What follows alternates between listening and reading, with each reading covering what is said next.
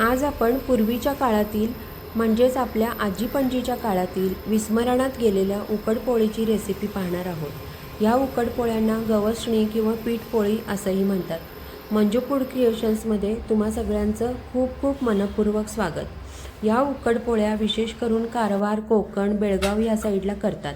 तर यासाठी मी 2 फुलपात्र भरून एवढं गव्हाचं पीठ घेतलेलं आहे। त्यामध्ये आपण चवीसाठी मीठ घालत आहोत आणि थोडंसं तेल घालत आहोत। तर आपण चपातीसाठी जसं पीठ भिजवतो तसंच हे पीठ आपण भिजवून घ्यायचं आहे।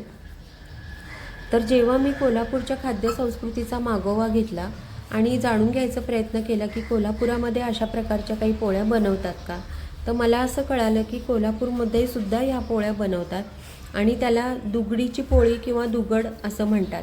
आणि विशेष करून ह्या पोळ्या नॉनव्हेज बरोबर, तांबडा पांढरा रस्सा ह्याबरोबर खाल्ल्या जातात। तर सगळीकडे सर्रास करतात असं नाही, परंतु ज्या लोकांना माहिती आहे आणि जे लोक परंपरेने करतात ते लोक नक्कीच ह्या पोळ्या कोल्हापूरमध्ये बनवतात। तर ह्या ज्या पोळ्या आहेत ह्या विशेष करून उन्हाळ्यात बनवतात आणि आमरसाबरोबर खातात। तर आंब्याचा सीझन अजून चालू आहे, तर मी म्हटलं की आपण आमरसाबरोबरच ही पोळी दाखवावी।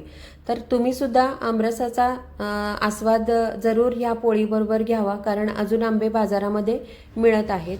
तर मी 2 केशर आंब्याचा रस करून घेतला, त्यामध्ये मी थोडीशी साखरसुद्धा घातली, कारण की आपल्याला ही उकडपोळीबरोबर रस खायचा असल्यामुळे थोडंसं सरस असली चव गोडाची तर छान चव लागते। त्याचबरोबर मी थोडंसं केशर दुधामध्ये भिजवून घेतलं आणि याचासुद्धा आपण ह्या रेसिपीमध्ये वापर करणार आहोत। तर अगदी एक थोडीशी चिमूटभर केशर एवढं मी घेतले आहे। हे ऑप्शनल आहे, तुम्ही हे स्किप केलं तरी चालेल। तर इकडे मी पाणी घेतलेलं आहे 1 वाटी आणि पाणी आपल्याला छान उकळून घ्यायचं आहे।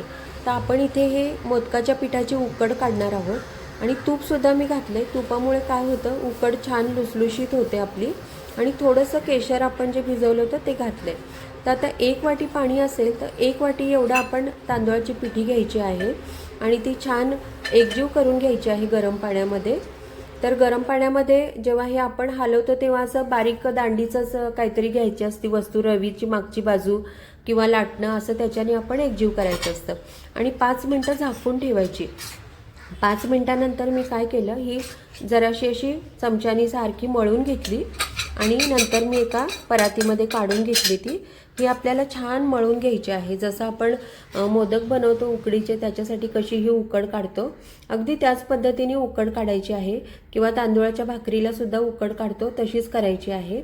तर पाणी अगदी आपल्या बरोबर प्रमाणातच आहे, पण कधी कधी तांदूळ पाणी जास्त शोषून घेतं, तर पाण्याचा थोडासा ओला हात करून आपण ही मळून घ्यायची आहे। पाणी घालायचं नाही आहे, फक्त हात ओला करायचा आहे। तुम्ही पाहू शकता मी फक्त थोडं 2 थेंब पाणी घेतलं आणि हे पीठ छान मळून घेतलं आणि तुम्ही पाहू शकता की आपले ही छान अगदी मऊ लुसलुशीत अशी उकड तयार झालेली आहे। ही आपण थोडा वेळ झाकून ठेवूया, म्हणजे त्याच्यातली वाफ आतल्या आत राहील आणि उकड आपली कोरडी पडणार नाही। तर आपण जे मळून ठेवलेलं पीठ आराम करायला ठेवलेलं होतं ते आपण छान आता एकजीव करून घेऊया। तर हे आपलं गव्हाचं पीठ आहे ते छान मळून आपण एकजीव करून घेतलेलं आहे। उकड काढताना मी अर्धा चमचा मीठसुद्धा उकळत्या पाण्यामध्ये घातलं होतं, ते मी कॉमेंट्रीमध्ये सांगायचं विसरले। तर उकड काढताना पाण्यामध्ये चवीसाठी थोडंसं मीठ आणि तूप आपण घालायचं आहे।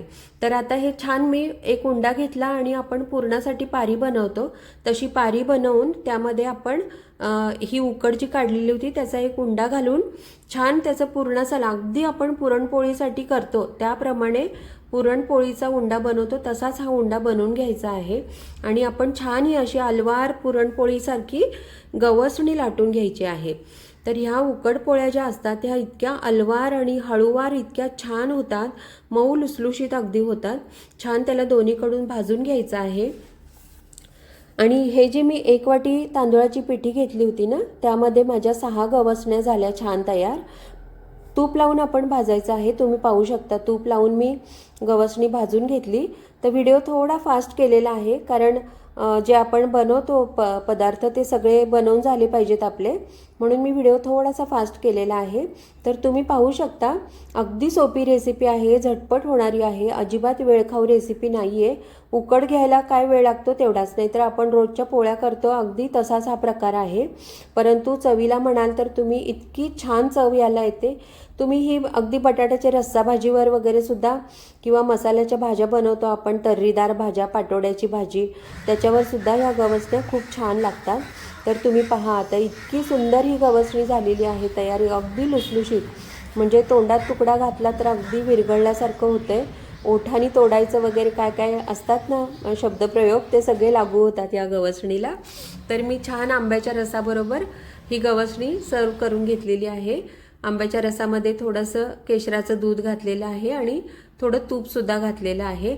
तर तुम्ही ही रेसिपी नक्की करून पहा, आणि तुमच्याकडे या रेसिपीला काय म्हणतात, तुम्ही बनवता का, त्याचं दुसरं काही नाव असेल तर ते मला कमेंटमध्ये नक्की सांगा। माझी रेसिपी तुम्हाला कशी वाटली ते सुद्धा मला कमेंट करून सांगा।